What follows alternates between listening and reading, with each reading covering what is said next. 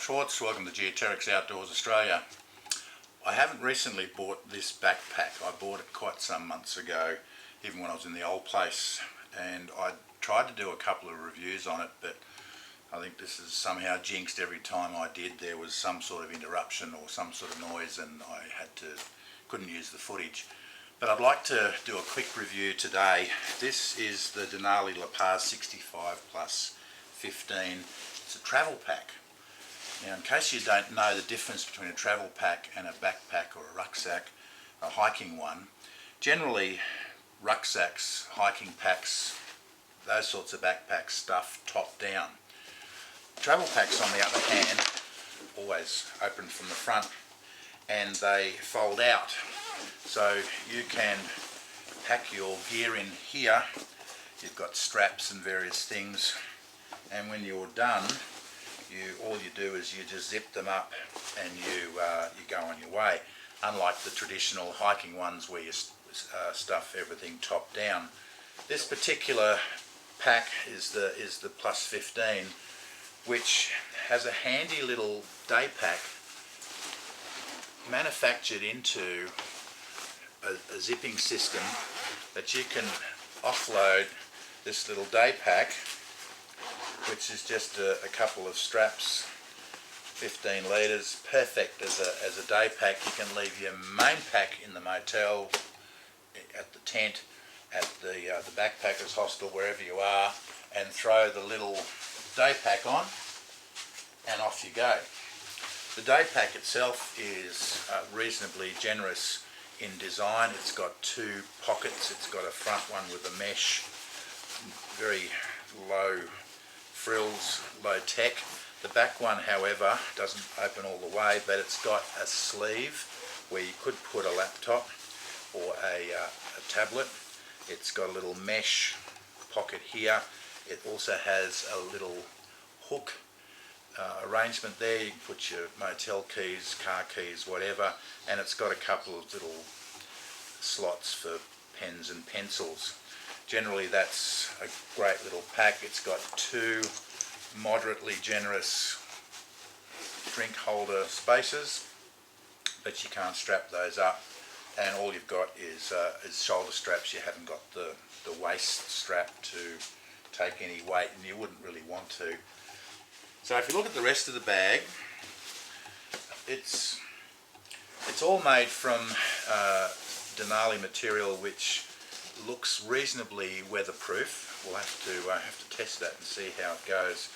It's got a flat front bag which sits under the day pack when you've got the day pack on, and on the inside it has a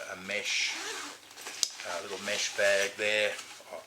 Typically when I'm using this, I put my washing in there, so when I come home I can just throw that straight in the machine and it's not mixed up. I've padded this out just so you can see the proportions.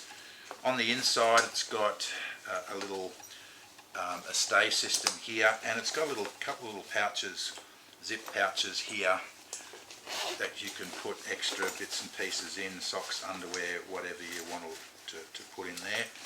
It's got a bottom compartment which zips from the bottom. One good thing this is more of almost a hybrid pack. Although you're stuffing from the front, I could be quite comfortable using this for a multi-day or a few-day hike because of the compression straps. They're generous enough to be able to put a bedroll, a tent, and various other things in there. No straps on the bottom, but I could see that working quite well, and I think I may give it a try. So you can unzip the bottom compartment and you put your wet stuff in there, you put your tent in it. However you pack, whatever system you follow, that you'd follow your system. Having a look at the harness system, it's a beaut. Travellers, as opposed to backpackers, still wear a backpack and still have to slog over kilometres, and having a pack like this with very generous strapping is fantastic. These clips look like they're reasonable quality. They're fairly standard. So the adjustment on here is spectacular. all the way from up here all the way to down there, so you can wear this extraordinarily high on your shoulders if you wanted to. It's got a movable sternum strap. As I've explained in previous videos, you can actually move these up and down depending on how high you want them. The waist straps are generous and they're chunky. I'm happy with those, and the amount of adjustments you've got from this, not only around the waist but where that sits and how close the bag sits away or close to your back. And it's got the little pocket, this one on the right hand side. It's not quite big enough for a passport, but generous enough for various other bits and pieces, and you'd probably be carrying your passport in your day pack anyway, if not on a pouch on you. This whole lot slips away, and it's got a really ingenious little system here. Let me show it to you. So when you do up all your straps and sort of keep them generally out of the way, because you're travelling in a plane, and airlines hate backpacks with all sorts of loops. They get caught up on the conveyors and all sorts of stuff. What you can do, as with most travel packs that double as a backpack, you can zip this away. Now the beauty of this is, on one side you've got a fairly thick, robust material which will zip all this paraphernalia out of the way. Inside that, on the other side, it's actually reversible, is your rain cover. So you can throw this over the rain cover on one side, and when you need to travel, reasonably waterproof, you can zip it up, and just let me show you how smooth this looks once you've done it up properly.